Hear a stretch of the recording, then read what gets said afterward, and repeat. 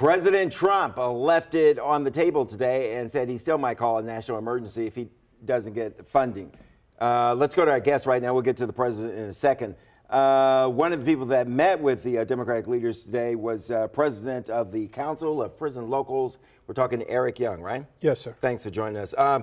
You represent the correctional officers in the federal prisons in this country, right? That's correct. We have actually 122 facilities that is representative of 33,000 federal sworn law enforcement officers, and that includes correction officers and non-custodial staff. These are men and women who will not be getting a paycheck this week, right? That's correct. Okay, and tell us about the impact there. How much money do they make, say, on average a year? You know, I mentioned that today. You're talking about GS 5, 6, 7 on average. You know, many of the correction officers compete for GS 8, but you're talking about between $500 and $700 a week take-home pay.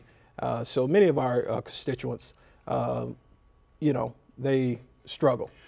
With all due respect to all the federal employees, the 300,000 federal employees here in the Washington area, we're not talking about you right now. We're talking about men and women, blue collar, at the bottom. They're in the Midwestern part of the country, right? And also in places like West Virginia, that sort of thing. That's correct. I'm talking about 70 to almost 80% of our facilities are in middle America. I mean, in the ruralest parts of America. Is it fair to say that some of these men and women have supported President Trump, maybe even voted for him? That's without a doubt. You know, many of them voted for him and they've been quite disappointed, some of them.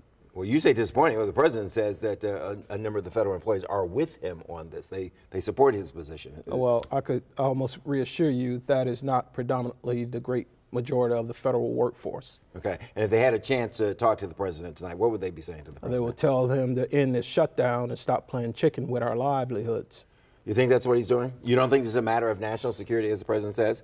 No, I really don't. I mean, if this was a matter of national security, how come they didn't do this 2 years ago when they had the you know, control of the House, the Congress, and also the White House? I mean, it just doesn't make absolutely sense to wait 2 years. If it was a national emergency, how come you didn't deal with this issue 2 years ago? You know, and the president's supporters and the president will come back and say, well, you should be talking to Nancy Pelosi and Schumer.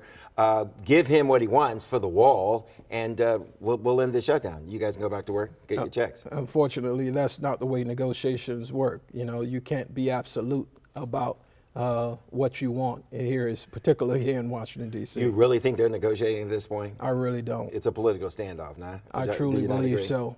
Okay. How long can the men and women hold out that you're talking about? What kind of hardships are they looking at right now? You know, I'm going to be honest with you. You know, as I indicated, most of our men and women are literally the sole proprietor in their home.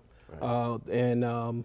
You know, you're talking about paycheck to paycheck individuals. Yeah. There's no nest egg. There's no got some money in the bank, some money stashed over here to get through this period, especially when you don't know how long it's going to last. And that's exactly correct. And you got to remember, we've endured a number of pay freezes, and also the president has even actually recommended a pay freeze for fiscal year 19 as well. So you're talking about people that really don't make a lot of money. Okay, Eric Young, thanks a lot for coming in. We understand, we empathize with you. And again, we've got 300,000 federal employees here, and we're pulling for them also. Thanks for coming in, really appreciate it. Thank you, Bruce. Good luck to you.